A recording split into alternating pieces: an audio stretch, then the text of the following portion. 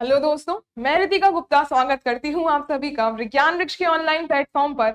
आज डिस्कस करेंगे हम केमिकल काइनेटिक्स के क्वेश्चन इन डिटेल। हर एक क्वेश्चन की चर्चा करेंगे जो कि आपका यूपी के लिए जीआईसी एग्जामिनेशन हो या फिर आप आरपीएससी फर्स्ट ग्रेड की तैयारी कर रहे हैं। ऑल ओवर इंडिया किसी भी स्टेट से अगर आप पीजीटी की तैयारी कर रहे हैं, पीजीटी एंट्रेंस की तैयारी कर रहे हैं, तो ये particular session for the chemical kinetics beneficial रहने वाला है। तो स्टार्ट करेंगे क्वेश्चंस को। पहला क्वेश्चन है, ये रहा आपकी स्क्रीन पर। क्वेश्चन जो आप देखेंगे ये आपके बिल्कुल उसी लेवल के होंगे जैसा आपसे एग्जामिनेशन में पूछा जाएगा। बहुत हाई लेवल का नहीं पूछेंगे, थोड़ा सा हाई लेवल के क्वेश्चन जो कि पीजीटी से भी ऊपर होते हैं। कुछ पर्टिकुलर क्वेश्चंस की बात कर ली जाएगी, लेकिन जो पैटर्न रहेगा एग्जैक्टली उसी तरीके से रिजेंबल करेगा जो कि आपका एग्जामिनेशन का स्टेटस रहता है। बिकॉज एग्जामिनेशन के लिए मेनली आपकी 11-12 की एनसीईआरटी के साथ साथ थोड़ा बहुत एमएससी एडवांस तक का पूछता है। बहुत ज्यादा हाई यानी कि नेट गेट तक के लिए वहां पे आपको बात नहीं करनी है। जितना इंपॉर्टेंट है उतनी ही हम यहाँ पे चर्चा करेंगे क्वेश्चंस के थ्रू। हम थ्योरी की भी बात कर लेंगे इन डिटेल। तो देखिए पहला क्वेश्चन है, ratio of the time of 75% and 50% completion of a zero order reaction.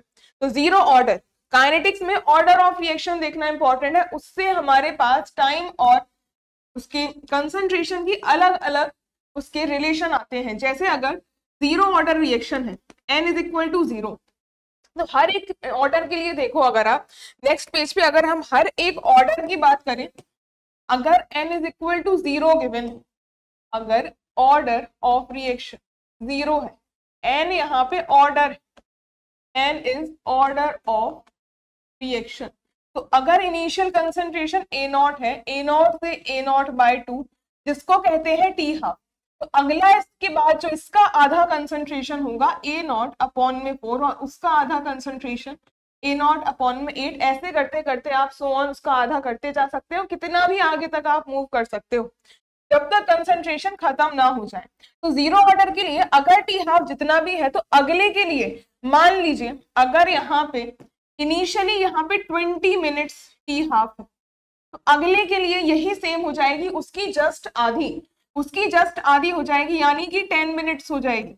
इसके बाद फर्दर यही रिएक्शन जो प्रोसीड करेगी इसकी भी आधी यानी कि 5 मिनट्स हो जाएगी। तो टी हाफ आधा आधा होता चला जाता है और उसके फर्दर रिएक्शन की 5 की भी आधी यानी कि 2.5 मिनट एंड सो ऑन। ये जीरो ऑर्डर रिएक्शन के लिए। अगर यहाँ फर्स्ट ऑर्डर रिएक्शन के लिए बात करी होती, तो फर्स्ट ऑर्डर रिएक्शन में A0 से A0/2 या फिर उसका आधा कर लीजिए, या फिर उसका भी आधा A0/8। मेनली आपसे जो पीजीटी में पूछेगा 50% और 75% तक बात होगी। तो 50% टी हाफ इतने को कहते हैं 50%। इसके बाद A0 से A0/4 तक जाने को कहते हैं 75%, क्योंकि फिर से 15-25% रिएक्शन हुई है। इसके बाद 1/8 उसका आप फ्रैक्शन निकाल लीजिए। जैसे 1/4 हमने निकाला, तो 1/4 अगर इंटू में 100 आप करोगे, दिस इज इक्वल टू 25%। तो ये 25% मूव करी है फर्दर। और इसके बाद अगर ये A0/8 कर लो आप, तो 1/8 इंटू में 100, तो ये वैल्यू सॉल्व करने पर कितनी आएगी 1, और ये 2.5, मतलब फर्दर ये 12.5% यहाँ से आपको ऐड करना है। 12.5% या 75 में ऐड करूं तो A0/8 तक पहुंचते पहुंचते ये जो कंसंट्रेशन होगा A0/8 75 में आप जब ऐड करोगे तो 87.5% रिएक्शन कंप्लीट हो जाती है जब कंसंट्रेशन 1/8 होता है। अब यहाँ अगर फर्स्ट ऑर्डर रिएक्शन की बात करें, तो जितनी भी आपके पास कंसंट्रेशन आगे आधी होती जाएगी, इसमें टी हाफ में कोई इफेक्ट नहीं पड़ेगा। अगर ये टी हाफ जितनी है, अगली भी उतनी ही होगी और उसके फर्दर भी उतनी ही होगी। मान लीजिए ये 50 मिनट्स थी, अगली वाली भी 50 मिनट्स, उसके आगे वाली भी 50 मिनट्स, इसमें कोई डिफरेंस नहीं आता। बिकॉज फर्स्ट ऑर्डर रिएक्शन के लिए, बिकॉज जितनी भी फर्स्ट ऑर्डर रिएक्शन है, फर्स्ट ऑर्डर रिएक्शन के लिए जो टी हाफ है वो कंसंट्रेशन पे, इनिशियल कंसंट्रेशन पे डिपेंड ही नहीं करता। इनिशियल कंसंट्रेशन मान लीजिए A0 है, इसकी पावर 0, तो इसकी power 0 for first order reaction. तो फर्स्ट ऑर्डर रिएक्शन ये हम यहाँ स्टार्टिंग में ही थ्योरी डिस्कस कर लेंगे, जिससे आगे आने वाले क्वेश्चंस में आपको दिक्कत ना हो। तो ये बात याद रखना, for first order kinetics first order kinetics, यहाँ पे जो भी टी हाफ है do not depend on initial concentration of reactant, do not depend on initial concentration of reactant, और ये टी हाफ भी डिपेंड नहीं करता। इसके साथ साथ टी हाफ के साथ साथ एक और इसमें rate constant, T half and K rate constant भी डिपेंड नहीं करता फॉर फर्स्ट ऑर्डर काइनेटिक्स। और फर्स्ट ऑर्डर काइनेटिक्स में जो के की वैल्यू होती है K is equal to 0.693 divided by T half, इसमें इनिशियल कंसंट्रेशन पे डिपेंड ही नहीं करता। अगला देखिए, अगर इसी में हम सेकेंड ऑर्डर काइनेटिक्स की बात करें, n is equal to 2, n is equal to 2 अगर वैल्यू होती है तो a नॉट से उसका आधा, ये 50% हुई, फिर उसके बाद ये 75% हुई, फिर उसके बाद ये 87.5% हुई एंड सो ऑन। तो इसमें अगर जो भी टी हाफ मान लीजिए यहाँ पे 20 मिनट्स है तो फिर उसकी डबल हो जाएगी, यानी कि अगली वाली 40 मिनट्स होगी, उसके आगे वाली फिर से इसकी भी डबल हो जाएगी। तो ऐसे ये फर्दर मूव करती जाएगी 40 से, फिर ये 80 मिनट्स हो जाएगी, ऐसे डबल होती चली जाती, डबल होती चली जाती है। तो इस तरीके से सेकेंड ऑर्डर काइनेटिक्स की बात होगी। और जितनी भी यहाँ पे हम हाफ लाइफ की बात करेंगे कहीं पर भी, तो T half is inversely proportional to initial concentration, मान लीजिए ए नॉट है, इसकी पावर n-1, ये होता है हाफ लाइफ का dependence on the initial concentration. और यहाँ n is the order of reaction, और साथ में जो a नॉट है this is the initial concentration of reactant. तो जो भी अगर हम देखें, अगर यहाँ n की वैल्यू 0 होगी, इसको अगर डायरेक्टली लिख लो तो ये a नॉट की पावर 1 माइनस n हो जाएगा, रिवर्स हो जाएगी ऊपर जाने पर। तो n की वैल्यू अगर 0 होती है तो टी हाफ डायरेक्टली प्रोपोर्शनल हो जाएगी इनिशियल कंसंट्रेशन के। अगला, अगर n की वैल्यू 1 होती है तो 1 माइनस 1, यानी कि टी हाफ जो है ये a नॉट की पावर 0 हो जाएगी, मतलब कोई डिपेंडेंसी नहीं रहेगी। इसी तरीके से n की वैल्यू 2 अगर आती है तो T half will B a की पावर 1 माइनस 2, यानी कि अब ये a नॉट इनवर्सली प्रोपोर्शनल हो जाएगा। ऐसे आप n की वैल्यू कितनी भी लगा सकते हो, आप किसी भी ऑर्डर के लिए डिपेंडेंसी निकाल सकते हो on the initial concentration of reactant. तो ये वैल्यू तो यहाँ से क्लियर हो गई। अब हम आते हैं क्वेश्चन पे। क्वेश्चन में सिंपली पूछा हुआ था कि जीरो ऑर्डर काइनेटिक्स के लिए 75% और 50% रिएक्शन कंप्लीट हो चुकी है, तो रेशियो निकालना है। और एक बात और, फॉर ओनली एक एडिशनल पॉइंट, ये सारी चीजें तो हमने अलग देखी, लेकिन जीरो ऑर्डर रिएक्शन के लिए मान लीजिए टी अगर 75% है, रेशियो निकालना है टाइम 50% से, तो only for zero order reaction होता है। ओनली जीरो ऑर्डर रिएक्शन के लिए अगर हम टाइम का रेशियो निकाल रहे हैं तो जिस टाइम के लिए निकालते हैं वही रेशियो आ जाता है, यानी कि 75 डिवाइडेड बाय 50। ये सिर्फ फर्स्ट ऑर्डर काइनेटिक्स के, सॉरी जीरो ऑर्डर काइनेटिक्स के लिए ही सिर्फ आप ये फॉर्मूला अप्लाई कर सकते हो। जनरल फॉर्मूले की बात करें तो t अगर x% है divided by time divided by y%, this will be equal to x upon y। This is the formula only for zero order kinetics. ये बात ध्यान रखना, और क्वेश्चन जीरो ऑर्डर काइनेटिक्स का ही है, तभी वो आपको ऐसे डायरेक्टली पूछेगा। तो सीधा सीधा फ्रैक्शन 25 से डिवाइड कर दोगे, 3/2 वैल्यू आ जाएगी 1.5, 1.5 आ जाएगा, फ्रैक्शन ही निकालना था, 1.5 इज द राइट आंसर। तो यहाँ हमने थ्योरी भी डिस्कस कर ली है। अब ये थ्योरी आपकी आगे वाले क्वेश्चंस में काम आने वाली। अब half life period of a third order reaction is, देख लीजिए वहीं से आपके साथ यहाँ हमने क्वेश्चन अभी डिस्कस किया था हाफ लाइफ के लिए थ्योरी। तो half life of third order reaction inversely proportional है a नॉट की पावर 2, यानी कि inversely proportional to square of initial concentration. Separately देखो अगर तो टी हाफ डायरेक्टली प्रोपोर्शनल है a नॉट की पावर 1 माइनस n, n की वैल्यू 3 दे रखी है, तो टी हाफ की power directly proportional a naught की पावर 1 माइनस का 3 हो जाएगा, and T half will be inversely proportional to a naught का स्क्वायर। ये रहा डिपेंडेंसी। और हाफ लाइफ पूछी हुई है, inversely proportional to square of the initial concentration. यही यहाँ पे फर्स्ट स्टेटमेंट करेक्टली डिस्क्राइब कर रहा है। बाकी ऑप्शंस आप देखें तो इनवर्सली प्रोपोर्शनल इनिशियल कंसंट्रेशन के लिए अगर होगा तो ये आएगी, ये आ जाएगा सेकेंड ऑर्डर के लिए, ये सेकेंड ऑर्डर के लिए करेक्ट होता, नहीं होगा ये थर्ड के लिए। Directly proportional to the initial concentration ये होगा जीरो ऑर्डर के लिए, और लास्ट में independent of the initial concentration ये होगा फर्स्ट ऑर्डर काइनेटिक्स के लिए। अगले क्वेश्चन पर आते हैं। नेक्स्ट में synthesis of ammonia bye Haber's process जो रिएक्शन होती है उसमें आयरन और एल्यूमिनियम ऑक्साइड क्या बिहेवियर रखते हैं। तो जो भी प्रोसेस जिसमें इसमें हम जब हेबर्स प्रोसेस की बात करते हैं तो हेबर्स प्रोसेस होती है for the manufacture of ammonia.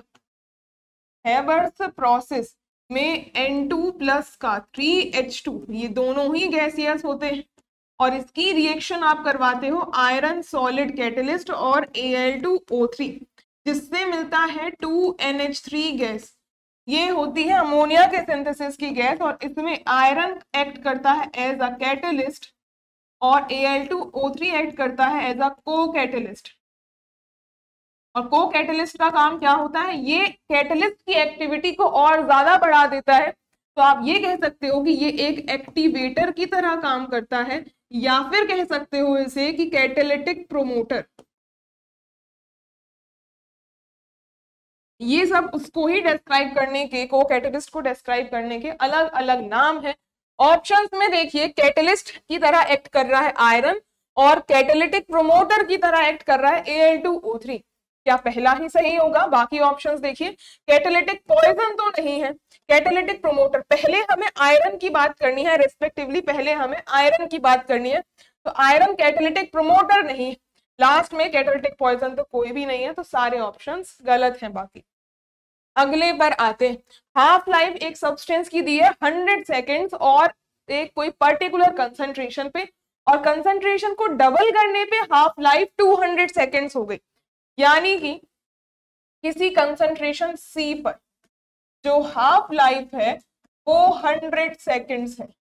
अगर कंसंट्रेशन को हमने 2 टाइम्स कर दिया तो जो हाफ लाइफ थी वो 200 सेकेंड्स हो गई, मतलब हाफ लाइफ भी डबल हो गई, डबल हो गई। तो जितना इफेक्ट कंसंट्रेशन पे पड़ रहा है इनिशियल, वही हाफ लाइफ पे पड़ रहा है। तो हाफ लाइफ की डिपेंडेंसी एक तरीके से डायरेक्टली प्रोपोर्शनल हो जाएगी। जितना ज्यादा यहाँ पे A0 का कंसंट्रेशन डबल किया हमने, कंडीशन क्या गिवन थी, A0 को डबल किया, इस कंडीशन से T हाफ भी डबल हो जाएगा। जैसा कंसंट्रेशन पे फर्क पड़ेगा वैसा ही T हाफ पे फर्क पड़ेगा, डायरेक्टली प्रोपोर्शनल होगी। और ये कंडीशन होती है for the zero order kinetics. This is for the zero order kinetics. कैसे? A0 की पावर 1 माइनस n, और 1 माइनस n की वैल्यू क्या होनी चाहिए, ओवरऑल 1 निकल के आनी चाहिए, और यही पॉसिबल होता है only for the zero order reaction. Zero order kinetics यहां देखने के लिए मिलेगी। Option A is the right answer.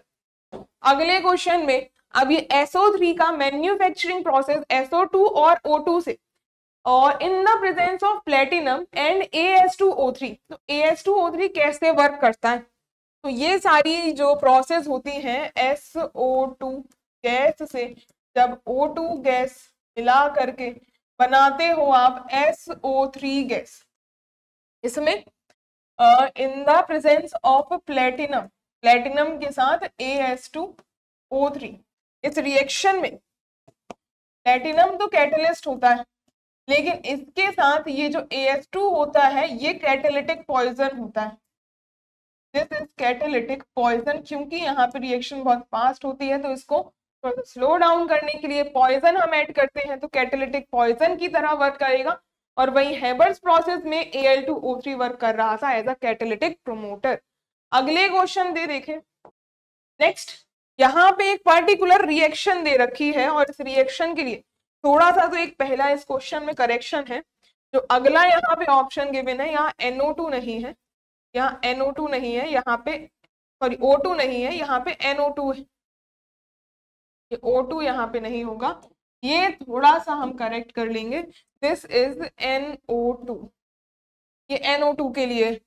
अब इसमें देखिए, ये पर्टिकुलर रिएक्शन के लिए ये होगा, अगर हम इसके लिए रेट ऑफ रिएक्शन लिखें, इस पर्टिकुलर के लिए, इस रिएक्शन के लिए अगर हम रेट देखें तो रेट बराबर हो जाएगा, यहाँ पे N2O5 इनिशियली रिएक्टेंट है तो ये डिकम्पोज हो रहा है, तो ये बराबर होगा, इसकी कोई भी स्टोइचियोमेट्री नहीं है, तो -D(N2O5), मतलब यहाँ पे rate of disappearance of N2O5 will be equal to, यहाँ पे स्टोइचियोमेट्री 2, लेकिन यहाँ पे प्रोडक्ट में फॉर्म हो रहा है तो यहाँ पे रेट ऑफ फॉर्मेशन आएगा तो पॉजिटिव साइन होगा, पॉजिटिव और 1/2, और rate of appearance of NO2 divided by dt, this will be equal to, और यहाँ पे अगर ये 1/2 गिवन, तो जब हम 1 डिवाइडेड बाय 1/2 करेंगे तो ये ओवरऑल 2 ऊपर पहुंच जाएगा, डायरेक्टली लिख सकते हो प्लस का 2, rate of appearance of O2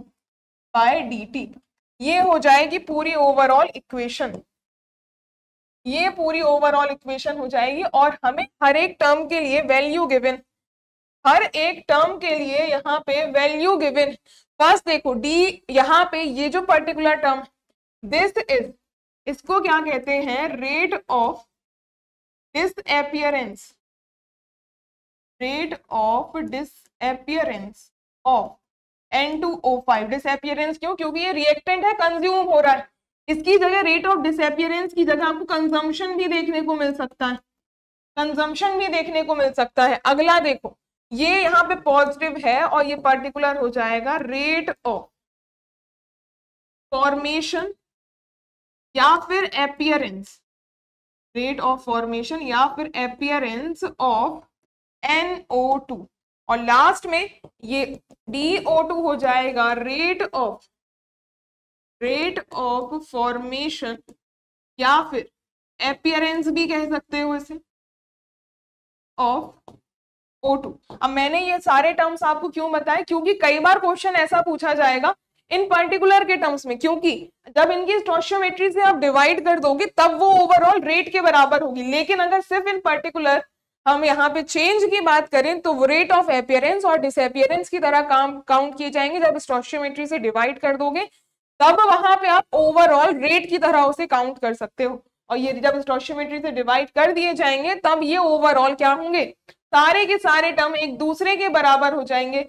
अब हमें यहाँ पे इसको सब्स्टिट्यूट करना है, देखिए इनमें अगर हम ये N2O5 की वैल्यू पुट करो तो ये हो जाएगा, यहाँ कोई स्टोइचियोमेट्री नहीं, और माइनस का ये टर्म बराबर है K1 N2O5, और इसी तरीके से ये NO2 बराबर है K2 N2O5, और इसके आगे जो स्टोइचियोमेट्री है 1/2 से डिवाइड कर दो, ये बराबर है 2 इंटू में O2 के लिए भी टर्म गिवन है K3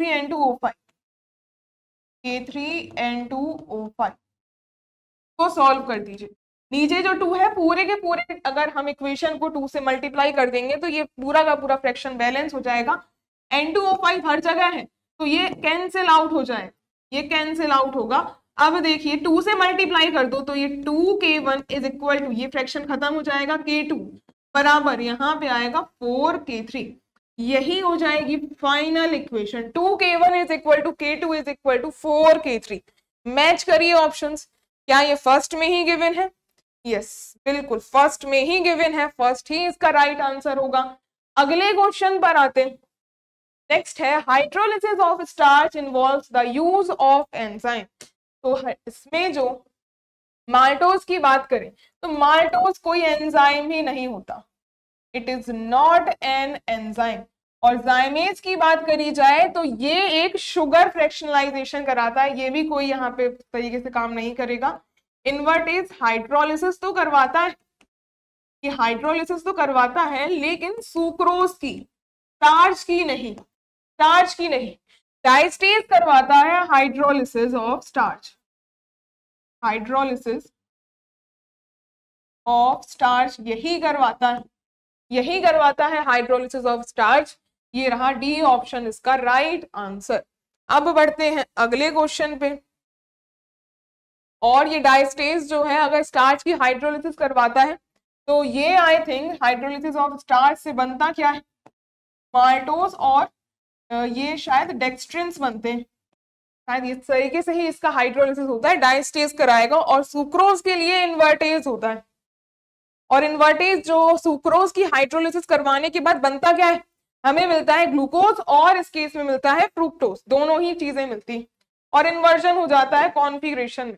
अगले क्वेश्चन पे देखिए, which concentration of reaction, sorry when concentration initial reaction में आप डबल कर देंगे, रेट ऑफ रिएक्शन 4 टाइम्स हो जाएगी। तो ऑर्डर ऑफ रिएक्शन क्या है, अगर किसी भी जनरल रिएक्शन के लिए जिसका हमें ऑर्डर नहीं पता है, ए गिविंग प्रोडक्ट, कोई भी जनरल रिएक्शन ले ली, तो जो रेट होता है that is equal to rate constant, और ये रेट कांस्टेंट और किसी भी कंसंट्रेशन का टर्म एन, एन यहाँ ऑर्डर ऑफ रिएक्शन। अगर यहाँ पे बोल रहा है कि कंसंट्रेशन को हमने डबल कर दिया, हमने यहाँ कंसंट्रेशन को डबल कर दिया, 2a कर दिया, तो ये जो रेट है, ये रेट जो है रेट ऑफ रिएक्शन 4 टाइम्स हो गया। तो यहाँ n की पावर क्या रही होगी कि ये 4 टाइम्स हो जाए, n की पावर यहाँ पे जब 2 रहेगी, when n is equal to 2, तभी ये पॉसिबल है। कैसे, इसका फ्रैक्शन भी निकाल सकते हैं। अगर इन दोनों को डिवाइड कर लो, ये मान लीजिए 1 है, ये मान लीजिए 2 है, तो 1 को अगर डिवाइड कर दोगे या फिर 2 को डिवाइड कर दो 1 से, तो ये वैल्यू कितनी आ जाएगी, 4 रेट। तो ये 4 ये बराबर आ जाएगा, रेट कांस्टेंट से रेट कट जाएगा। अगर पूरा ही लिख के देखना चाहूँ तो 4 rate divided by rate will be equal to, यहाँ से k से k डिवाइड हो जाएगा, और ये ओवरऑल टर्म यहाँ पे 2a डिवाइडेड बाय a की होल पावर n, ये कट जाएगा पूरा, ये 4 बराबर ये k से k कट जाएगा, यहाँ a से a कट जाएगा, 2 की पावर n, इसको सॉल्व करोगे जब तो n की वैल्यू, ये 2 का स्क्वायर होगा तो n की वैल्यू 2 आ जाएगी। ऐसे भी कर सकते थे, लेकिन आपको शॉर्ट ट्रिक से जानना है, सीधा सीधा पता चल रहा है जब इसका स्क्वायर होगा तभी तो यहाँ 4 टाइम्स होगा, जब 2 का स्क्वायर होगा तो ये 4 बनेगा, तो ये ऑर्डर ऑफ रिएक्शन जो होगी वो 2 हो जाएगी। डायरेक्टली आप लिख सकते हो, ज्यादा सॉल्व करने की जरूरत नहीं है, क्योंकि एग्जामिनेशन में इतना टाइम नहीं है आपके पास कि आप पूरे मेथड से सॉल्व करो। काइनेटिक्स में आपको बहुत ज्यादा शॉर्ट मेथड से ही जाना होता है, क्योंकि इसकी बहुत सारे शॉर्ट मेथड्स होते हैं, उससे प्रोसीड करोगे तो हमेशा फायदे में रहोगे और गलती होने के चांसेस भी नहीं है। बात करते हैं कोर्सेज की। जो भी बच्चे यूपीजीआईसी के लिए या फिर आरपीएससी फर्स्ट ग्रेड की तैयारी कर रहे हैं, विज्ञान वृक्ष में हम उन्हें प्रोवाइड करते हैं कंप्लीट कोर्स, जिसकी अगर फीचर्स की बात करी जाए तो आपको मिलते हैं वीडियो लेक्चर्स जो कि लेटेस्ट सिलेबस के अकॉर्डिंग ही डिजाइन किए गए हैं। इसके साथ साथ मिलता है आपको targeted chapter wise assignments with solutions, और टेस्ट सीरीज भी प्रोवाइड करी जाएगी जो कि एग्जामिनेशन के पैटर्न को देखते हुए ही डिजाइन करी गई है। इसके साथ साथ आपको प्रीवियस ईयर क्वेश्चंस भी मिलते हैं विद सॉल्यूशंस, और साथ में डाउट फैसिलिटी भी प्रोवाइड करी जाएगी time to time with proper guidance. और ये कोर्स अभी आपको ऑफर में मिल रहा है सिर्फ 5999 का, और इसमें अगर कोई क्वेरी है इस कोर्स के रिगार्डिंग तो आप इस नंबर पे कांटेक्ट करके बात कर सकते हैं। कोर्स के और फीचर्स देखना चाहें तो आप विज्ञान वृक्ष के ऐप को डाउनलोड कर सकते हैं प्ले स्टोर से, वहां आपको ऐप में सारे फीचर्स इन डिटेल मिल जाएंगे, और ऐप का डायरेक्ट लिंक आपको वीडियो के डिस्क्रिप्शन में भी दिया हुआ है, वहां से भी आप डाउनलोड कर सकते हैं। अगले क्वेश्चन पे आते हैं। नेक्स्ट है असर्शन और रीजनिंग वाला क्वेश्चन। पहले में दिया है order of a reaction is related to molecularity of a reaction. बिल्कुल ऐसा नहीं होता, क्योंकि जो ऑर्डर ऑफ रिएक्शन है ये एक एक्सपेरिमेंटल टर्म, ये एक एक्सपेरिमेंटल टर्म है, और जो मॉलिक्यूलरिटी है, मॉलिक्यूलरिटी जो होती है ये एक थ्योरेटिकल टर्म, ये एक थ्योरेटिकल कंसेप्ट होता है।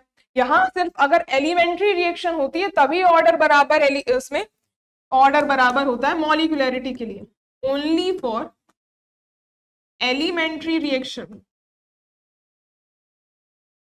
एलिमेंट्री रिएक्शन का मतलब होता है single step reaction, single step reaction. इन ही रिएक्शंस के लिए ऑर्डर बराबर मॉलिक्यूलरिटी होता है, क्योंकि एक स्टेप है उसमें। तो अब यहाँ पे ये बात होगी, लेकिन इन जनरल ये दोनों रिलेट नहीं करे जा सकते, तो ये पहला तो गलत। रीजन देखो, molecularity of a reaction can not be fractional, बिल्कुल सही है ये, क्योंकि मॉलिक्यूलरिटी होती क्या है कि कितने मॉलिक्यूल्स एक साथ कंबाइन कर रहे हैं आपस में प्रोडक्ट को फॉर्म करने के लिए।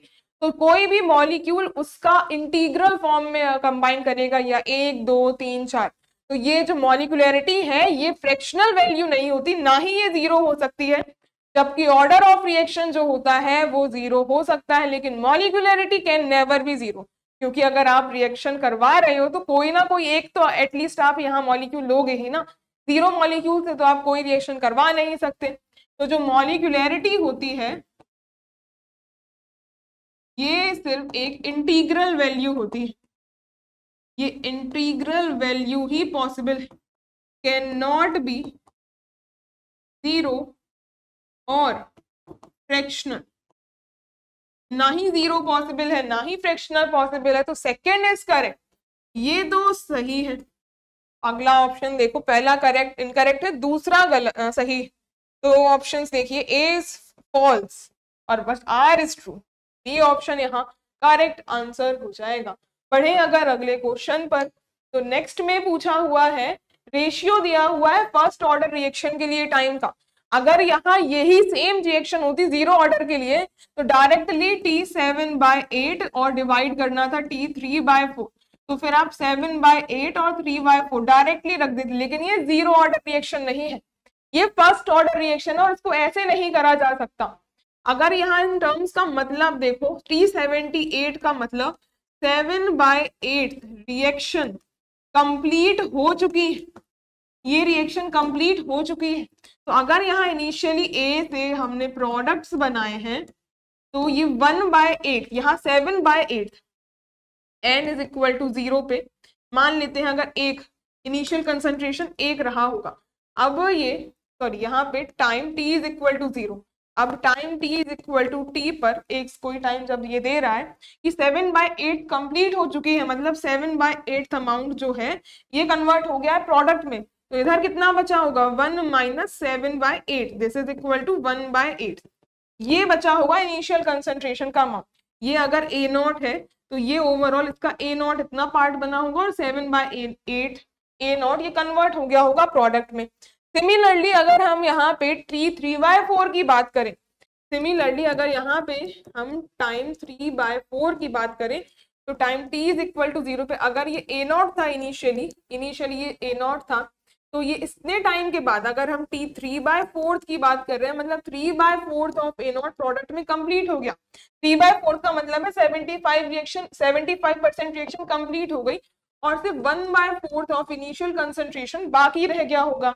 अब फर्स्ट ऑर्डर काइनेटिक्स के लिए जो फॉर्मूला होता है दैट इज इक्वल टू, ये बराबर होता है, निकालना अगर हमें टाइम, ये टाइम अगर ये वैल्यू निकालनी हो इसके लिए ये बराबर होता है 2.303 के log of initial concentration upon में फाइनल कंसंट्रेशन, ये होता है फर्स्ट ऑर्डर रिएक्शन के लिए फॉर्मूला। अब यही सेम पर्टिकुलर रिएक्शन के लिए अलग अलग टाइम पे इनिशियल कंसंट्रेशन तो सेम रहेगा, फाइनल कंसंट्रेशन बस चेंज हो रहा होगा, टाइम यहाँ पे फ्रैक्शन निकालना है और दोनों ही रिएक्शन पे दोनों ही टाइम पर रेट कांस्टेंट की वैल्यू 0 रहेगी, बिकॉज ये इनिशियल कंसंट्रेशन पे डिपेंड करता ही नहीं है। तो अब यहाँ अगर हम रेशियो निकालते हैं, अगर देखिए इसमें हम रेशियो निकालें,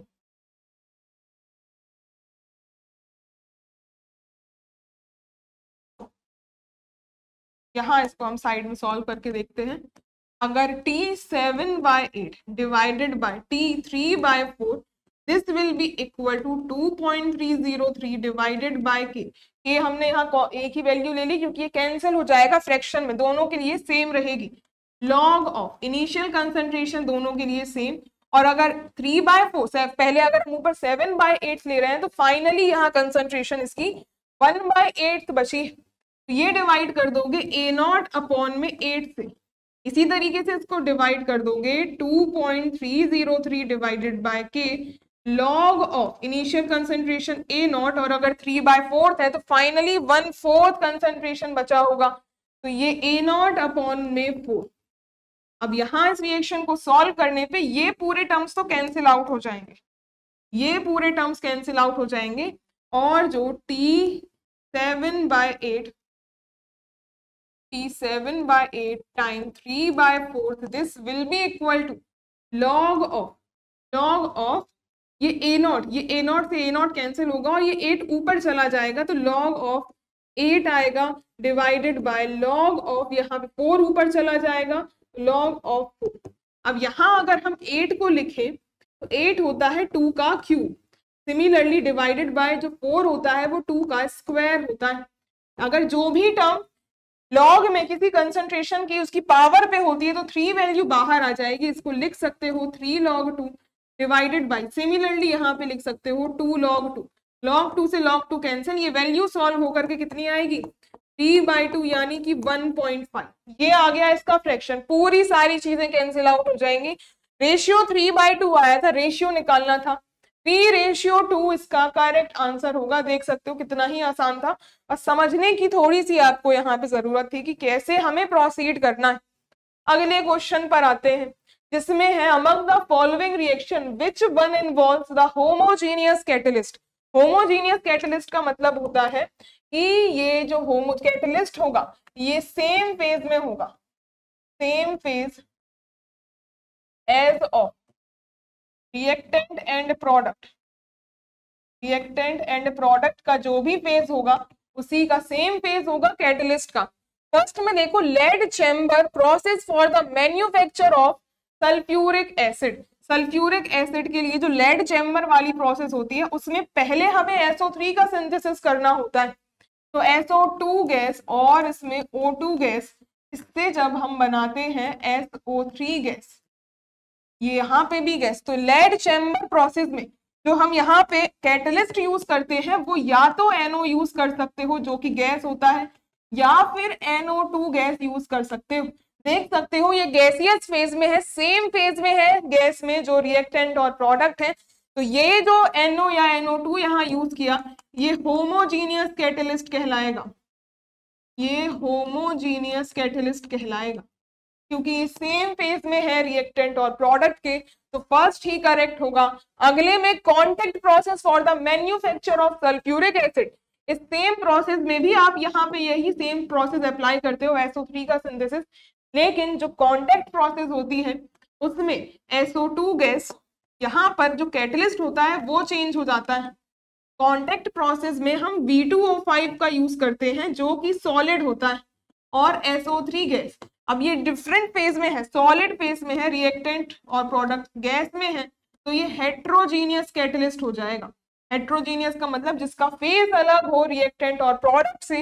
अगले केस में है, इसमें Haber's process for ammonia gas, Haber's process हमने अभी ही देखी थी।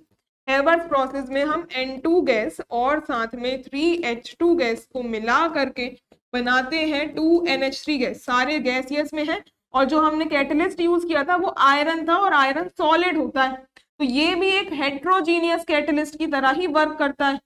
और लास्ट में देखिए डी ऑप्शन में हाइड्रोजनेशन ऑफ सैचुरेटेड हाइड्रोकार्बन्स, और सैचुरेटेड हाइड्रोकार्बन्स में जैसे कि अगर हमने यहाँ पे एसिटिलीन ले लिया, एसिटिलीन का हाइड्रोजनेशन H2 भी गैस होती है, ये भी गैस होती है, तो इसके हाइड्रोजनेशन में जो हम निकेल यूज करते हैं वो गैस नहीं होता, सॉरी वो गैस नहीं होता, निकेल एक सॉलिड होता है जस्ट लाइक आयरन। तो यहाँ से जब हाइड्रोजनेशन हो जाएगी तो ये यहाँ मान लेते हैं अगर इसके 2 मॉलिक्यूल्स लिए तो ये मिल जाएगा CH3 और CH3, लेकिन ये ओवरऑल ये मिल जाएगी आपको इथेन गैस, यहाँ पे गैस मिल गई, लेकिन यहाँ फिर से ये एक हेट्रोजीनियस कैटलिस्ट की तरह ही वर्क कर रहा है। सारे हेट्रो है, ओनली ए में ये NO और NO2 गैस जो है सेम फेज में है, गैसियस फेज में है। पढ़ते हैं अगले क्वेश्चन पर। एजर्शन और रीजनिंग फिर से दिया है, जितने भी एंजाइम के क्वेश्चंस हम इसमें क्वेश्चंस कर रहे हैं काइनेटिक्स के, इसके साथ साथ जितना भी कैटालिटिक पोर्शन है वो भी कवर होगा आपका। इसमें केमिकल काइनेटिक्स और इसमें कैटालिसिस दोनों ही पोर्शंस के क्वेश्चन मिलेंगे एक साथ। एजर्शन में है aqueous solution of sucrose is dextrorotatory when enzyme invertase is added to the solution resulting solution become levorotatory। हमने जो एक क्वेश्चन किया था जिसमें स्टार्च के हाइड्रोलिसिस में हमने देखा था कौन सा एंजाइम लगता है, वहां तो डाइस्टेज लगा था, लेकिन हमने चर्चा करी थी कि जो सुक्रोज के हाइड्रोलिसिस में इन्वर्टेज एंजाइम का यूज किया जाता है, जैसे कि जो सुक्रोज है इसमें इन्वर्टेज एंजाइम का यूज करते हो तो मिलता है ग्लूकोज और फ्रुक्टोज, मिलता है ग्लूकोज प्लस का फ्रुक्टोज। तो इसमें जो सुक्रोज है, सुक्रोज ओवरऑल पॉजिटिव, यहाँ पे इसका रोटेशन होता है, डेक्स्ट्रो रोटेटरी होता है। ग्लूकोज भी ओवरऑल पॉजिटिव देता है, लगभग 52 डिग्री, लेकिन फ्रुक्टोज माइनस का 92 डिग्री समथिंग इसका यहाँ पे रिजल्टेंट होता है। पॉजिटिव मतलब ये तो ग्लूकोज डेक्स्ट्रो है, लेकिन माइनस मतलब कि ये लीवो है। तो यहाँ पे जो सुक्रोज था ओवरऑल ये पॉजिटिव था, लेकिन यहाँ पे फ्रुक्टोज यहाँ ज्यादा नेगेटिव में रहता है, फ्रुक्टोज यहाँ ज्यादा नेगेटिव में रहता है, तो जो रिजल्टिंग सॉल्यूशन होगा ये लीवो रोटेटरी हो जाएगा, ये लीवो रोटेटरी हो जाएगा। और इन्वर्टेज ने यहाँ पे ये पॉजिटिव डेक्स्ट्रो से लीवो कन्वर्ट कर दिया, यही इसका काम होता है। And this statement is correct. Enzyme invertase इन्वर्ट्स the configuration of sucrose molecules. देखो इसमें कॉन्फिगरेशन नहीं, यहाँ ओवरऑल ऑप्टिकल रोटेशन इन्वर्ट होता है, तो ये कॉन्फिगरेशन पे फर्क नहीं पड़ता। तो ये स्टेटमेंट जो है ये false, this statement is false. तो लास्ट में A is true but R is false statement. अगले क्वेश्चन पर आते हैं। नेक्स्ट क्वेश्चन में A giving products general reaction दी है और साथ में बोला है कि अगर एक ग्राफ ड्रॉ किया है जिसमें 1/c² वर्सेस टाइम, इनका अगर हमने ग्राफ ड्रॉ किया तो जो रिजल्टेंट प्लॉट था एक स्ट्रेट लाइन मिली। मतलब इसमें अगर 1/टाइम, बिटवीन टाइम, या फिर यहाँ पे अगर हम टाइम ले लें, वर्सेस एक्स पे ले लिया और y पे 1/c², तो एक स्ट्रेट लाइन मिल रही है। तो रिएक्शन कौन से ऑर्डर की होगी? देखो कोई भी अगर जनरल ऑर्डर निकालना है तो ये ए जो फाइनल कंसंट्रेशन होता है at time t, concentration of reactant at time t, इसकी पावर 1 - n, ये बराबर होता है इनिशियल कंसंट्रेशन A0 की पावर 1 - n, और ये प्लस का n-1 kT। ये होती है overall general reaction for any order of reaction, किसी भी ऑर्डर के लिए जनरल रिएक्शन होती है। अगर यहाँ पे कंसंट्रेशन का स्क्वायर चाहिए, तो अगर हम हर एक रिएक्शन के लिए देखें, मान लीजिए n = 0 है, ये 0 वैल्यू पुट करोगे तो ये वैल्यू हो जाएगी A एट टाइम t बराबर A0, ये 0 - 1 यानी कि -kT हो जाएगा। यहाँ पे आपको कोई भी, अगर ये A0 है, ये A यहाँ कंसंट्रेशन, इसको आप एज्यूम कर लो ये A का स्क्वायर है, वही कंसंट्रेशन की ही बात हो रही है। अब देखिए 0 ऑर्डर में कोई स्क्वायर का टर्म नहीं आ रहा, और दूसरा ये टाइम से माइनस मतलब नेगेटिव स्लोप आएगा। दूसरा n = 1 वैल्यू रखते हो तो ये सारे टर्म्स 0 हो जाएंगे, और इसी वजह से ये वैल्यू हम इक्वेशन इसके लिए वैलिड नहीं होती। इसके लिए लॉग वाली इक्वेशन वैलिड होती है, कौन सी? जिसमें हम लिखते हैं a बराबर होता है A0 और e⁻⁻ kT, ये इक्वेशन होती है फर्स्ट ऑर्डर के लिए। अब अगले में देखो, अगर सेकेंड ऑर्डर रिएक्शन होती है, सेकेंड ऑर्डर रिएक्शन में n की वैल्यू 2 होगी, n की वैल्यू 2 होगी तो 1 - का 2 मतलब माइनस का 1 आएगा, और ये 1/a वैल्यू हो जाएगी। 1/AT बराबर 1/A0 का होल स्क्वायर, 2 - 1 मतलब कि प्लस का kT, ये इक्वेशन आएगी फॉर सेकेंड ऑर्डर। अभी भी यहाँ पे ये देखो स्क्वायर तो नहीं, स्क्वायर नहीं होगा A0, ये इक्वेशन आएगी फॉर सेकेंड ऑर्डर। तो स्क्वायर अभी भी कंसेंट्रेशन का नहीं हुआ। अब अगर इक्वेशन हम थर्ड ऑर्डर के लिए चेक करते हैं तो यही वैल्यू 1 - का 3, तो अब 1 - का 3 होगा तो -2 ऊपर वैल्यू आएगी, जो कि अब आ जाएगा इनवर्स स्क्वायर का, और ये वैल्यू बराबर होगी 1 इनिशियल कंसंट्रेशन का स्क्वायर, और 3 - 1 यानी कि 2 kT। इसका अगर हम ग्राफ ड्रॉ करते हैं,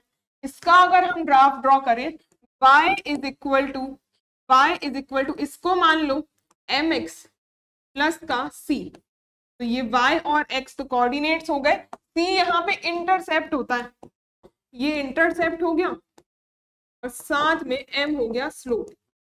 तो अब इसमें सेम अप्लाई करोगे, जो 2k वैल्यू है ये स्लोप हो जाएगी, और ये 1/A0 का जो स्क्वायर है ये इंटरसेप्ट आएगा, और ये दोनों डायरेक्टली रिलेट है, तो ये सीधा सीधा स्ट्रेट लाइन आएगी, जिसमें ये जो इंटरसेप्ट की वैल्यू है दैट इज 1/A0 का स्क्वायर, और जो स्लोप है that will be equal to 2k, ये वैल्यू आ जाएगी। ऐसा स्ट्रेट लाइन का कर्व मिलेगा, और ये मिला है for third order reaction. B यहाँ पे इसका राइट आंसर होगा। अगले क्वेश्चन पर आते हैं जिसमें general reaction 2A plus B, sorry 4A plus B giving 2C plus 2D।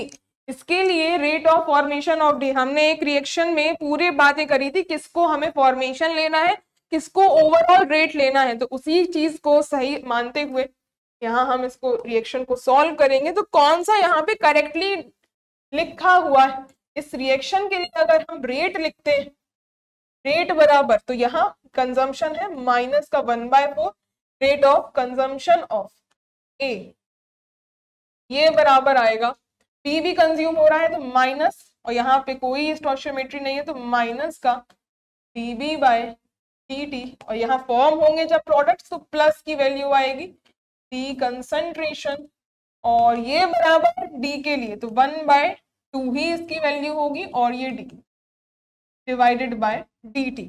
अब rate of formation of D, rate of formation of D ये है, इतना ही पार्ट होगा rate of formation of D, इसको रिलेट करना है रेट ऑफ कंजम्पशन ऑफ ए से।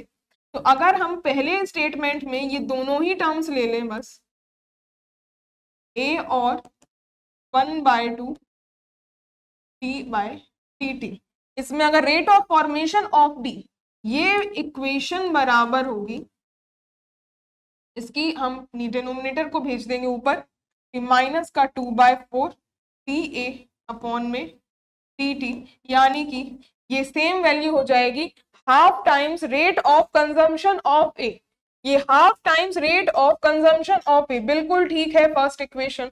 अगले में देखो rate of formation of C को बी से रिलेट कर रहे हैं, सी को बी से रिलेट किया जा रहा है, ये है सी और ये है बी, तो माइनस का dB अपॉन में dt बराबर 1/2 rate of formation of dt। ये इक्वेशन में कह रहा है कि रेट ऑफ फॉर्मेशन ऑफ सी, तो ये सी के टर्म्स में अगर हम इक्वेशन निकालें तो d concentration of C divided by dt is 2 times minus rate of consumption of B, ये इक्वेशन होगी। और यहाँ पे दिया 1/2 टाइम्स नहीं 2 टाइम्स होगा, तो ये इक्वेशन गलत हो जाएगी। और लास्ट में है rate of consumption of A is 4 times rate of consumption of B. Last equation देखिए, थर्ड इक्वेशन देखिए, rate of consumption of A, A और बी में अगर रिलेशन देखो तो माइनस का dA अपॉन में dt, इसके जो डिनोमिनेटर को b के साइड ले जाओ तो ये कितना हो जाएगा, -4 times rate of consumption of B, तो it is 4 times rate of consumption of B. Third भी करेक्ट है, तो first and third are correct, first and third are correct, B is the right answer. ऐसे हमें proceed करना है। In terms का मतलब पता होना चाहिए, क्या वो सिग्निफाई कर रहे हैं, पूरी ओवरऑल नहीं, सिर्फ इतना पर्टिकुलर पोर्शन ही इसके लिए रिस्पॉन्सिबल होगा। अगले क्वेश्चन पर आते हैं। इसमें दिया हुआ है फर्स्ट ऑर्डर काइनेटिक्स के लिए अगर 10 मिनट लगते हैं 0.4 मोल को 0.1 मोल पर लीटर कन्वर्ट होने में, तो रेट कांस्टेंट की वैल्यू क्या होगी। फर्स्ट ऑर्डर है और साथ में 10 मिनट लग रहे हैं 0.4 को 0.1 में कन्वर्ट होने के लिए, और इसका टाइम दिया हुआ है 10 मिनट। तो इस रिएक्शन को अगर हम तोड़े, ये 0.4 मोल पर लीटर है, बिल्कुल ये मोल पर लीटर है, ये भी मोल पर लीटर वैल्यू है, तो 0.4 से अगर इसका आधा होता है 0.2, तो इसके लिए टी हाफ वैल्यू होगी, आधा हुआ।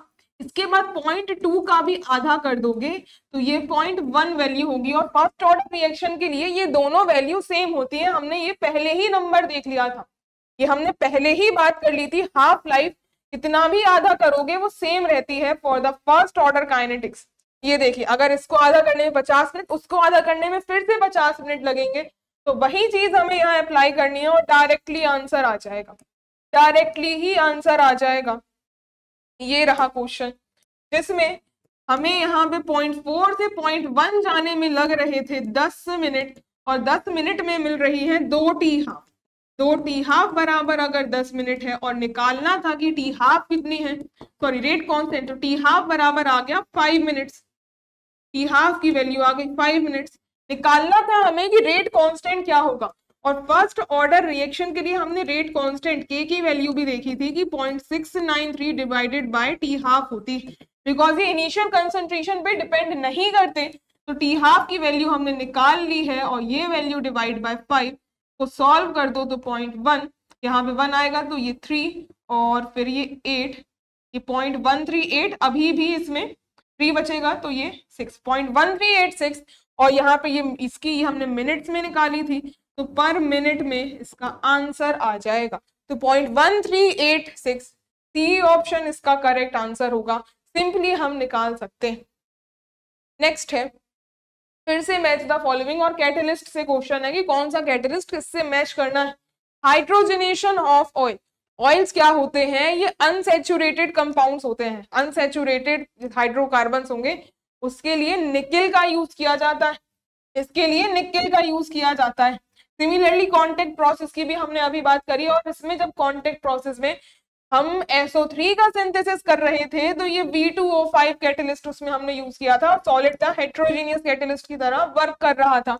Bosch process for H2, Bosch process for H2 के लिए Fe2O3 और Cr2O3 और ओस्टवाल प्रोसेस होती है नाइट्रिक एसिड के सिंथेसिस की रिएक्शन जिसमें प्लेटिनम गोज का यूज किया जाता है। मैच करिए, अगर A मैच करेगा थर्ड से, फिर B मैच करेगा फोर्थ से, तो ये दोनों हो सकते हैं। फिर उसके बाद C मैच कर रहा है सेकंड से, C मैच कर रहा है सेकंड से, तो ये B ऑप्शन इसका राइट आंसर होगा, ये B ऑप्शन इसका राइट आंसर होगा।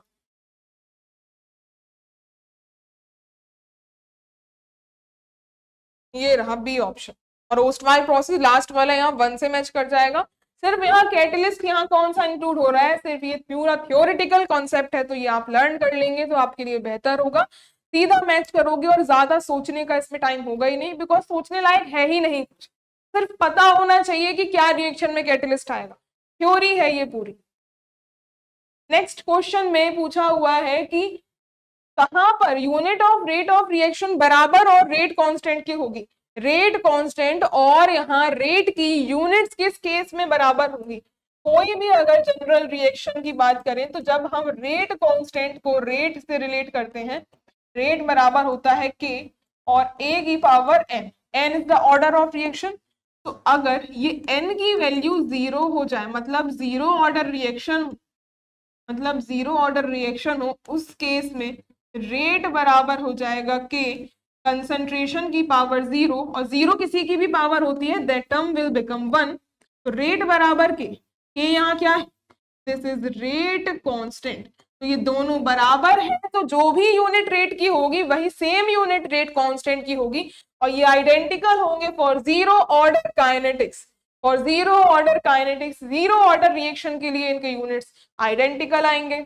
अगले क्वेश्चन में बोला है 50% रिएक्शन जो है वो 80 मिनट्स में, सॉरी 80 सेकेंड से कंप्लीट हुई है, 75% रिएक्शन को कंप्लीट होने में कितना टाइम लगेगा। वही फर्स्ट ऑर्डर रिएक्शन है और ये रिएक्शन करवाना तो बड़ा ही मजेदार है। अब तो आपको मजा आना चाहिए इसे सॉल्व करने में कि A0 से हम A0/2 जा रहे हैं, ये 50% हुआ, और A0 से अगर हम A0/4 पहुंच गए तो ये पूरी रिएक्शन हमने देखा था कि 75% है।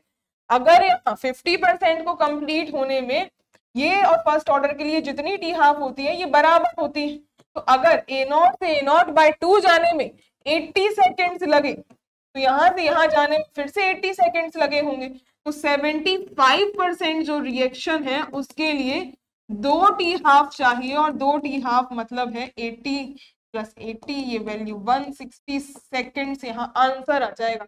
आप बिना पेन चलाए भी इसका आंसर निकाल सकते थे। Option number 160 A option correct.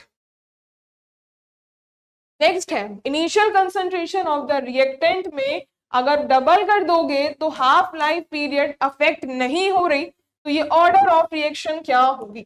तो अगर इनिशियल कंसंट्रेशन को डबल करने पे हाफ लाइफ अफेक्ट नहीं हो रही, ये सिर्फ zero order kinetics sorry first order के लिए होता है, क्योंकि टी हाफ का इनिशियल कंसंट्रेशन पे डिपेंडेंसी देखी थी, ये इनिशियल कंसंट्रेशन की पावर 1 - n।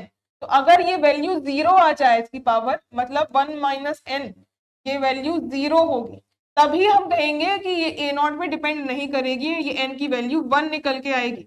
n की वैल्यू 1 मतलब ये वैल्यू आएगी A0 की पावर 1 - 1, और t half will be directly proportional to 1, मतलब कि कांस्टेंट हो जाएगी वैल्यू। मतलब कि कांस्टेंट हो जाएगी वैल्यू।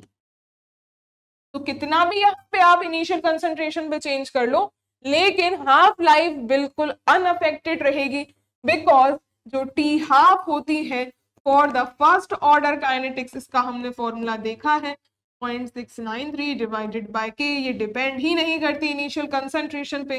तो क्या ही चेंज कर लोगे आप इनिशियल कंसंट्रेशन, चाहे कितना भी चेंज कर लो, हाफ लाइफ अफेक्ट नहीं होगी। This is for the first order kinetics. अगले क्वेश्चन पर आते हैं।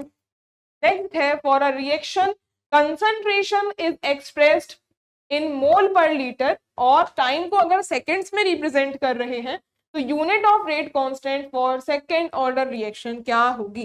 किसी भी के लिए भी अगर हम जनरल देखें, जनरल यूनिट देखो, अगर हम रेट कांस्टेंट की जनरल यूनिट देखें, रेट कांस्टेंट यानी कि के बराबर कंसंट्रेशन की पावर 1 माइनस एन और टाइम की पावर माइनस का 1। कंसंट्रेशन इसने बोला है मोल पर लीटर में, कंसंट्रेशन है मोल पर लीटर, इसकी पावर 1 माइनस का एन, टाइम बोला है सेकंड्स में, सेकंड्स की पावर माइनस का 1। ये बराबर हो जाएगा, अगर हम यहाँ पे दे रहे हैं कि रेट कांस्टेंट सेकंड ऑर्डर के लिए, तो एन की वैल्यू अगर 2 रखते हैं तो रेट कांस्टेंट की यूनिट बराबर हो जाएगा मोल पर लीटर, और ये 1 माइनस का 2, सेकंड की पावर माइनस का 1, मोल पर लीटर, इसकी पावर माइनस का 1 पर सेकंड।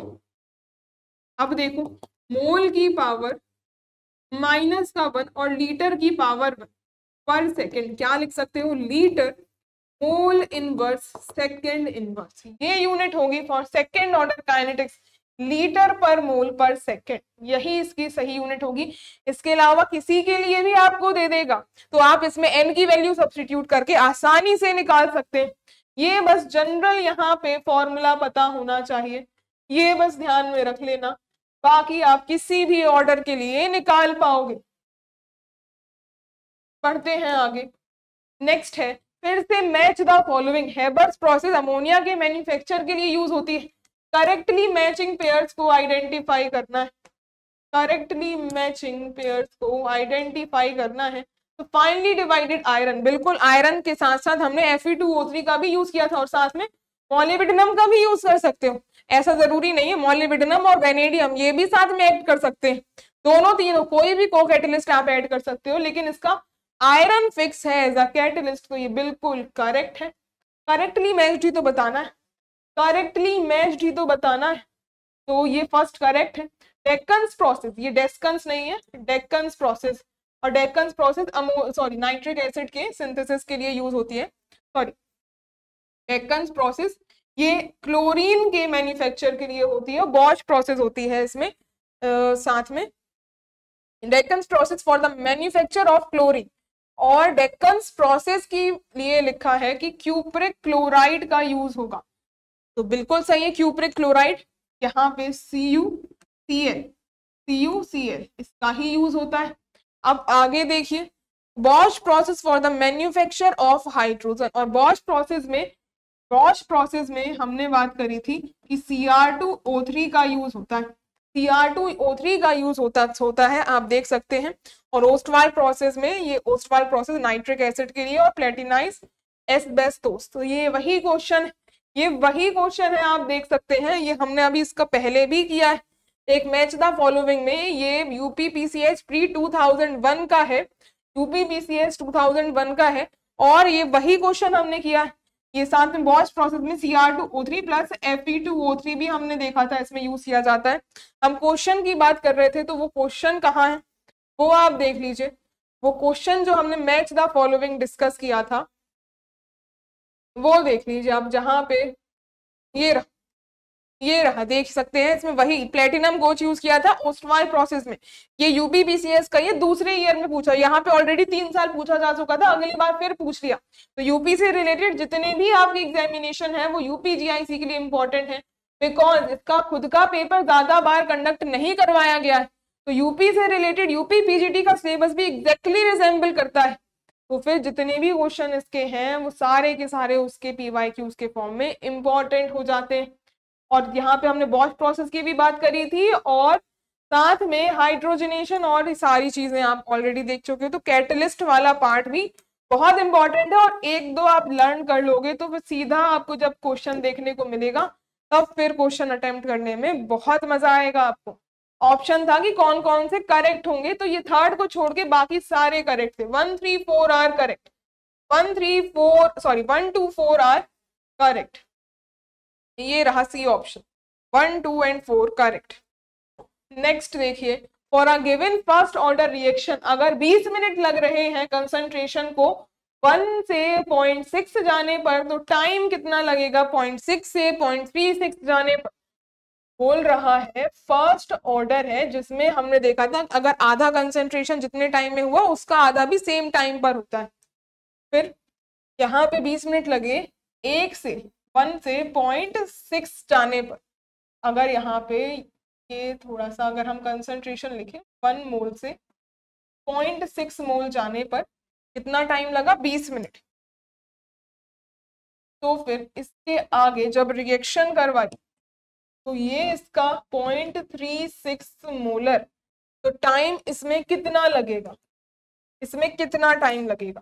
देखो अगर 1 का हम 0.6 देखें, अगर एक जो है उसका हम 0.6 देखें, मतलब ये रिएक्शन कितनी हुई है, ये रिएक्शन उसका लगभग 0.6 अमाउंट पहुंच गया है। फ्रॉम 1 से 0.6% तक, तो लगभग 40% रिएक्शन कंप्लीट हो चुकी है। 40% रिएक्शन कंप्लीट हो गई, 40% रिएक्शन कंप्लीट हो गई है, क्योंकि जो मान लीजिए इनिशियल कंसंट्रेशन ए से प्रोडक्ट बना था, तो फिर 1 था, यहाँ पे कुछ नहीं था, तो ये कंसंट्रेशन अब 0.6 है, मतलब यहाँ 40% रिएक्शन कंप्लीट हो गई। अब इसमें देखो फर्दर 0.6 का अगर हम 0.36 देखें, अब ये 0.6 अगर यहाँ पे देखो इनिशियली, तो इससे अगर हम 0.36 बच रहा है, तो माइनस इसका 0.36 बच रहा है, तो ओवरऑल देखो यहाँ पे फिर से 0.36 बना होगा, और 0.6 माइनस का 0.36 देखोगे, इसका अगर आप देखोगे तो लगभग फिर से उतनी ही रिएक्शन कंप्लीट हुई है, फिर से उतनी ही रिएक्शन कंप्लीट हुई है।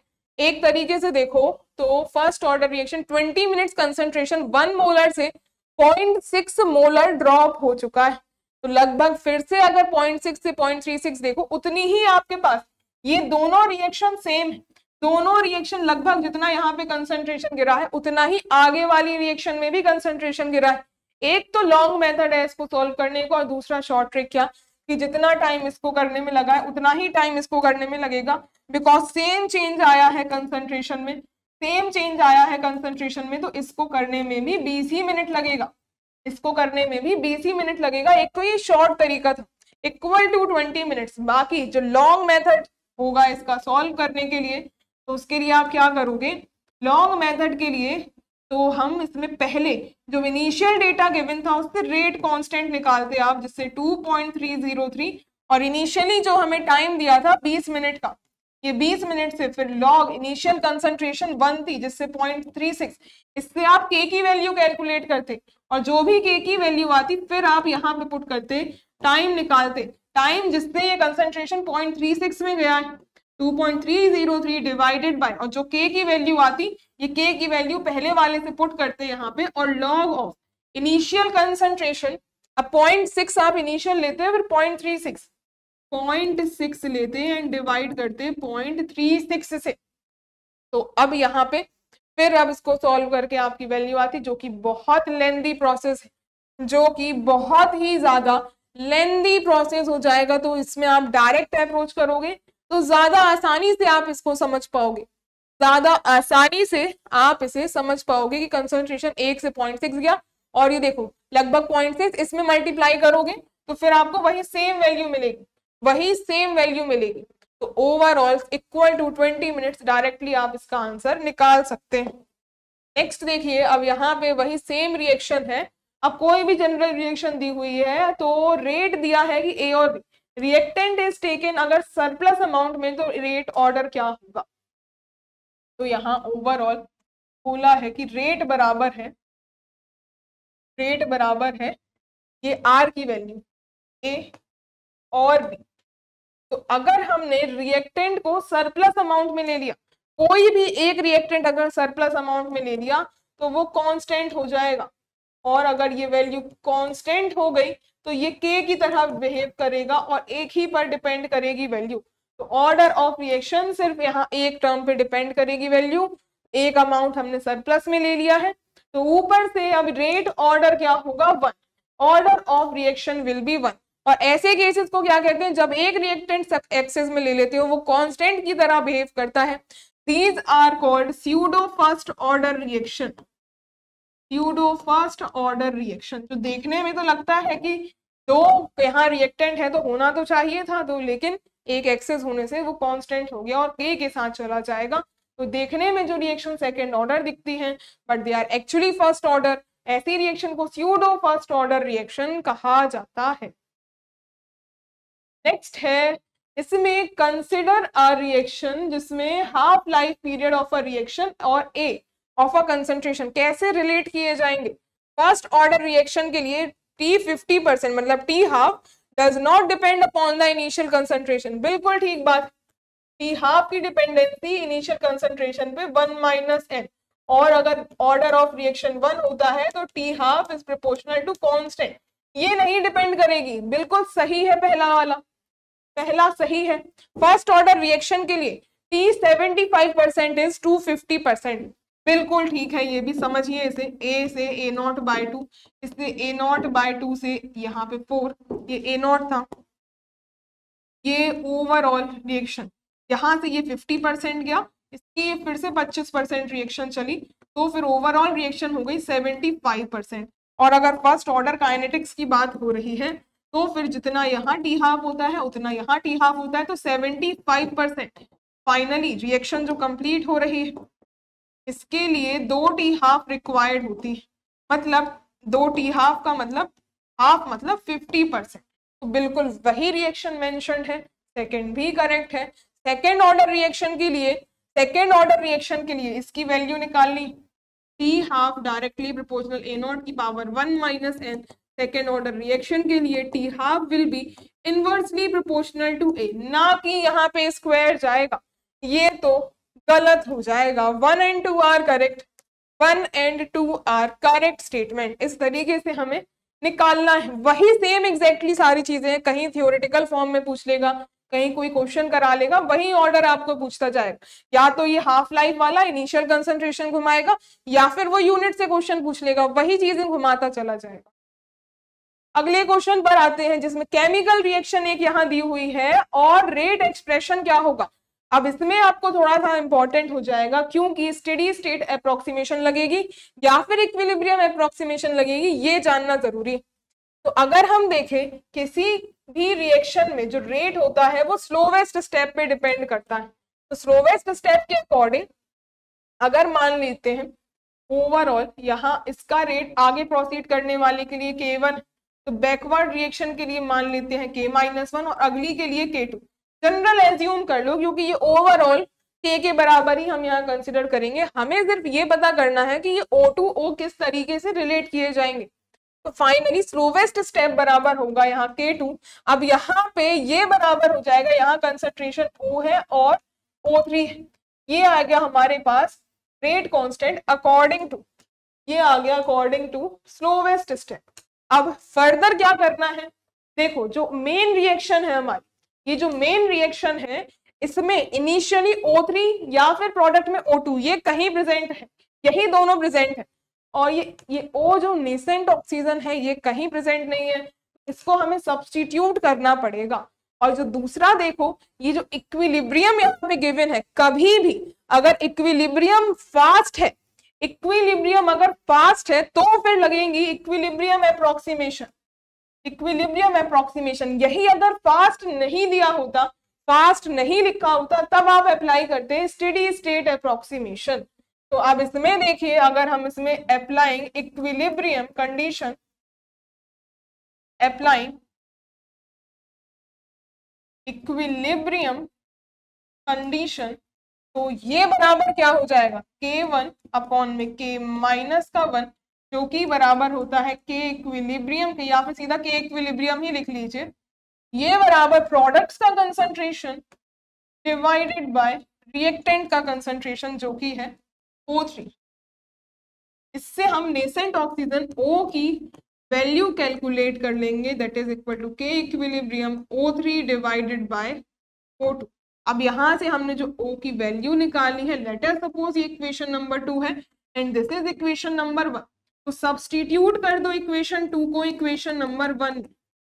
सब्स्टिट्यूटिंग इक्वेशन नंबर 2 इन 1, तो ये वैल्यू जो रेट की होगी, रेट बराबर K2 और साथ में O की जगह हम रख रहे हैं तो K इक्विलिब्रियम, और साथ में O की जगह ये O3 divided by O2 multiplied by O3। ये बराबर, ये दोनों को एक कांस्टेंट ले लो जो कि एक K हो जाएगा। इसमें ये O3 का square divided by O2, O3 का square divided by O2। Options देखिए, O3 का स्क्वायर ये O2 का इनवर्स है, मतलब डिवाइडेड बाय O2, और अगले लास्ट केस में O2 है लेकिन O3 का स्क्वायर नहीं है, इसलिए बी ऑप्शन ही इसमें बिल्कुल रिजेंबल कर रहा है हमारे एग्जैक्ट आंसर से। नेक्स्ट देखिए, अगले क्वेश्चन पे ग्राफ गिवन है, तो ये जो प्लॉट है ये कौन सी ऑर्डर ऑफ रिएक्शन को दिखा रहा है? ये रिएक्टेंट 1 बाय रिएक्टेंट है, या तो ये डायरेक्टली रिएक्टेंट और दूसरा है 1 बाय रिएक्टेंट वर्सेस टाइम। तो कौन सा यहाँ पे सेकेंड ऑर्डर रिएक्शन को डिपिक्ट कर रहा है? तो इसमें अगर सेकेंड ऑर्डर काइनेटिक्स की बात करें तो ये जो इक्वेशन होती है, हमने देखा था कि ये आफ्टर टाइम t का कंसंट्रेशन जो भी होगा वो पावर 1 - 1 और इनिशियल के कंसंट्रेशन के पावर में 1 - n प्लस n - 1 kT, ये इक्वेशन होती है किसी के लिए भी। अगर ऑर्डर ऑफ रिएक्शन 2 गिवन है, ऑर्डर ऑफ रिएक्शन 2 गिवन है, दैट मीन्स ये value 1/a at time t is equal to 1 initial concentration और प्लस का kT, ये हो जाएगी फाइनल इक्वेशन। अब देखिए, इसमें से साफ साफ नजर आ रहा है, अगर टाइम से हम यहाँ पे रिलेट करें रिएक्टेंट को तो फिर ये स्ट्रेट लाइन तो बिल्कुल नहीं आएगी, इनवर्स वाला ही हमें लेना पड़ेगा। तो ओवरऑल अगर y इज इक्वल टू ये mx प्लस का c, तो इससे अगर हम ग्राफ ड्रॉ करते हैं, ये 1/80 मतलब ये रिएक्टेंट का कंसंट्रेशन वर्सेस टाइम, तो ये k यहाँ पे ये मिलेगी हमें स्ट्रेट लाइन, जिससे ये 1/a0 इसका यहाँ पे इंटरसेप्ट होगा और स्लोप बराबर हो जाएगा k। ऑप्शंस देखिए, स्ट्रेट लाइन मिलेगी और वो भी पॉजिटिव स्लोप मिलेगा 1 बाय रिएक्टेंट से, ये रहा सी ऑप्शन। ये क्यों नहीं है? क्योंकि ये रिएक्टेंट है, डायरेक्टली हमें 1 बाय रिएक्टेंट से यहाँ पे ग्राफ प्लॉट करना है, तो सी होगा।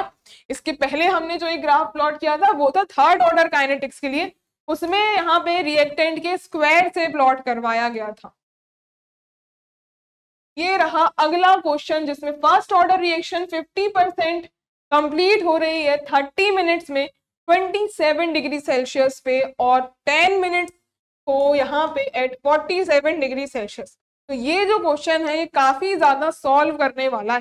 तो सॉल्व करना कैसे है, ये वैल्यू यहाँ पे मैं आपको पूरा कंसेप्ट बता दूंगी, सॉल्व आप खुद ही कर लेना, सॉल्व आप खुद ही कर लेना। देखो, दो टेम्परेचर गिवन है और जो T half 50% reaction first order kinetics के लिए दे रखी है कितनी, ये अलग कंसंट्रेशन। तो देखो, इसमें दो अलग चीजें गिवन है, 50% जो टी हाफ है वो दो अलग अलग टेम्परेचर्स पे गिवन है, और एक्टिवेशन एनर्जी हमें कैलकुलेट करनी है केल्विन किलो कैलोरीज पर मोल में। तो देखिए, इसको सॉल्व कैसे करना है। पहले तो जो टी हाफ की वैल्यू है, अगर यहाँ हम 30 मिनट्स दे रखी है 27 डिग्री सेल्सियस यानी कि 300 केल्विन पे, ये वैल्यू है कितनी, 30 मिनट्स,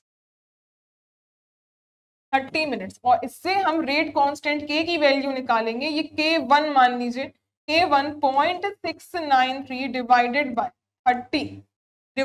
बाय 30 और इसको मिनट को हम यूनिट्स इसकी कन्वर्ट कर लेते हैं, मिनट से आप इसको सेकंड्स में कन्वर्ट कर लो। तो ये जो भी आएगी वैल्यू, सॉल्व आप खुद ही करोगे। मान लेते हैं इसकी x वैल्यू आएगी सॉल्व होकर के, और जो कि आएगी पर सेकंड में, सॉल्व आप खुद ही करना। K2 मान लो, K2 मतलब कि दूसरी टी हाफ जो कि गिवन है 47 मतलब 20 डिग्री सेल्सियस यहाँ पे बढ़ाया है, मतलब 300 से 320 केल्विन टेम्परेचर पे। यही वैल्यू गिवन है अब कितनी, 10 मिनट्स, ये वैल्यू 10 मिनट्स है। तो अब ये जो K2 रेट कांस्टेंट होगा that is 0.693 divided bye 10 minutes. इसको सेकंड्स में कन्वर्ट करो, 60 सेकंड। मान लीजिए इसकी वैल्यू आई बाय पर सेकंड, चाहे तो आप इसको सेकंड्स को कन्वर्ट ना भी करते तो भी बात बन जाती, क्योंकि हमें जो फॉर्मूला अप्लाई करना है that is equal to log K2 upon में K1 बराबर activation energy divided by 2.303 R 1 upon यहाँ माइनस नहीं लगाया तो ये हो जाएगा 1 अपॉन T1 माइनस 1 अपॉन में T2। ये इक्वेशन को आपको अप्लाई करना है। ये इक्वेशन में आप अगर मिनट्स को कन्वर्ट ना भी करो तो भी बात बन जाएगी। अब इसमें रखोगे कैसे वैल्यूज वो देख लो। ये जो लॉग है, जो भी वैल्यू K2 की आई बाय वैल्यू पुट कर दो, डिवाइड कर देना, यहाँ पे जो भी K1 की वैल्यू आई ये आपको आ जाएंगे, उनको सॉल्व आप कर लीजिएगा। एक्टिवेशन एनर्जी कैलकुलेट करनी है, ये तो यूनिट लेस रहेगा। अब देखिए 2.303 R, अगर आंसर आपको किलो कैलोरीज पर मोल में निकालना है तो R की वैल्यू रखना आप 2 कैलोरीज पर केल्विन पर मोल। ये वाली वैल्यू आप R की पुट करना जो कैलोरीज के टर्म्स में होती है। तो आंसर जो आएगा, ये नीचे टेम्परेचर गिवन है तो पर केल्विन से केल्विन कैंसिल आउट हो जाएगा, तो आंसर कैलोरीज पर मोल में आएगा। और जो भी आंसर कैलोरीज पर मोल में आएगा उसको आप 1000 से डिवाइड कर दोगे तो वो किलो कैलोरीज पर मोल में कन्वर्ट हो जाएगा। अब ये वैल्यू जब आप पुट करोगे 2, इसमें 2 कैलोरीज, ये वैल्यू इनटू में 2 कैलोरीज पर केल्विन और पर मोल। अब ये टेम्परेचर, ये T टेम्परेचर है, इनिशियल T1 टेम्परेचर था 300 केल्विन और दूसरा माइनस यहाँ पे दूसरा टेम्परेचर कितना है, दूसरा के टेम्परेचर है 1 अपॉन 320 केल्विन और ये यूनिट इसकी 1 बाय केल्विन रहेगी। तो ये नीचे केल्विन से पर केल्विन कैंसिल हो जाएगा। अब इस पूरी ये y और x की वैल्यू आप वहां से कैलकुलेट कर ही लोगे। एक्टिवेशन एनर्जी आप खुद ही निकाल लोगे। एक्टिवेशन एनर्जी अब यहाँ से जो भी निकल के आएगी इससे आप पूरे फ्रैक्शन को सॉल्व करोगे। एक्टिवेशन एनर्जी मान लीजिए Z, आंसर आएगा आपका कैलोरीज पर मोल में, तो इसको जो भी आंसर आए 1000 से डिवाइड कर देना, किलो कैलोरीज पर मोल में आंसर आ जाएगा। सॉल्व आप खुद ही कर लेना, ये फॉर्मूला इंपॉर्टेंट है। अप्लाई कैसे करना है ये मैंने बता दिया है। लगभग शायद आपका आंसर 10.5 आए, लेकिन आप कैलकुलेट करके देख लेना भाई, तो ज्यादा बेटर रहेगा। नेक्स्ट देखो, which of the following is correct in the case of heterogeneous catalysis. Heterogeneous catalysis में रिएक्टेंट और जो भी कैटलिस्ट होता है वो डिफरेंट फेजेस में होते हैं, लेकिन यहाँ दिया है एफिशिएंसी के regarding of a catalyst increases by the sub division of catalyst. बिल्कुल ठीक है। कैसे, कोई भी कैटलिस्ट है, ये सॉलिड है मान लीजिए, ये सब डिवीजन मतलब इसको हमने तोड़ दिया, इसका हमने सब डिवीजन कर दिया, और किसी भी कैटलिस्ट का आप सब डिवीजन कर दोगे, तोड़ दोगे, तो मतलब इसका सरफेस एरिया बढ़ गया। हमने सरफेस एरिया इंक्रीज कर दिया और सरफेस एरिया बढ़ेगा तो ऑटोमेटिकली उसकी एफिशिएंसी बढ़ जाएगी। सरफेस एरिया के बढ़ने पर एफिशिएंसी इंक्रीज हो जाएगी। इतने बड़े मॉलिक्यूल को तोड़ोगे तो ढेर सारे, हर मॉलिक्यूल का अलग सरफेस एरिया होगा, पूरा यहाँ पे बिल्कुल एफिशिएंसी बढ़ जाएगी। करेक्ट ही बताना था। Efficiency of a catalyst decrease by increasing the rough surface, ये तो नहीं, इसका सही होगा, डिक्रीज नहीं करना है, इंक्रीज करना है रफ सरफेस को। तो फिर है adsorption on the surface of catalyst increases in if there are no free valencies. जितनी ज्यादा फ्री वैलेंसीज होंगी, फ्री वैलेंसीज का मतलब होता है अनऑक्यूपाइड साइट, ये जितनी भी हैं, मतलब ये फ्री वैलेंसी का मतलब क्या होता है, ये होती हैं अनऑक्यूपाइड साइट्स। क्वेश्चन में यहाँ रिएक्शन में क्या है, स्टेटमेंट में adsorption on the surface of catalyst बढ़ेगा अगर नो फ्री वैलेंसीज होंगी। अगर फ्री वैलेंसीज नहीं है, मतलब अनऑक्यूपाइड साइट्स नहीं है, तो फिर वो कैटलिस्ट आएगा कहाँ से, तो जितनी ज्यादा फ्री वैलेंसी होंगी उतना ही ज्यादा एड्सॉर्प्शन होगा। फ्री वैलेंसी जितनी ज्यादा होंगी एड्सॉर्प्शन भी उतना ज्यादा देखने के लिए मिलेगा। तो ये स्टेटमेंट भी जस्ट कॉन्ट्राडिक्टरी है, तो ये भी गलत ही हो जाएगा।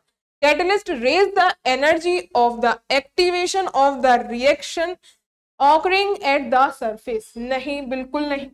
कोई भी जैसे रिएक्शन हो रही होती है तो हम यहाँ अगर एनर्जी वाला टर्म ले और हम यहाँ एक्स एक्सिस पे लेते हैं रिएक्शन कोऑर्डिनेट, यहाँ लेते हैं रिएक्शन कोऑर्डिनेट, तो इससे मान लीजिए कोई ये रिएक्टेंट है और यहाँ ये प्रोडक्ट पी में कन्वर्ट हो रहा है और ये बीच में जितनी एनर्जी रिएक्टेंट को, ये रिएक्टेंट को जितनी एनर्जी लगी इसको एक्टिवेशन एनर्जी कहते हैं। तो कैटलिस्ट क्या काम करता है, कैटलिस्ट यहाँ इस रिएक्शन के पाथ को थोड़ा सा छोटा कर देगा जिससे रिएक्शन जल्दी हो जाए, फास्ट हो जाए। तो एक्टिवेशन एनर्जी ई डैश ये घट जाती है, ये डिक्रीज हो जाती है प्रोडक्ट से, जिससे रिएक्शन फास्ट हो जाए। तो ये लास्ट स्टेटमेंट भी गलत है कि ये इसमें बोला कि कैटलिस्ट एक्टिवेशन एनर्जी को रेज कर देता है, मतलब बढ़ा देता है, नहीं, ये घटा देगा, अल्टरनेटिव पाथ प्रोवाइड करेगा जिससे वो रिएक्शन फास्ट हो जाएगी। तो लास्ट भी इनकरेक्ट स्टेटमेंट होगा। और यहाँ हमने सारे क्वेश्चंस कंप्लीट कर लिए हैं केमिकल काइनेटिक्स और कैटालिसिस दोनों ही टॉपिक से। तो आई होप आपको ये पूरा लेक्चर इन डिटेल जो मैंने समझाया वो आपको समझ में आया होगा और आपके लिए बेनिफिशियल रहेगा। मिलते हैं फिर नए लेक्चर में नए कंसेप्ट और नए टॉपिक के साथ। Thank you so much.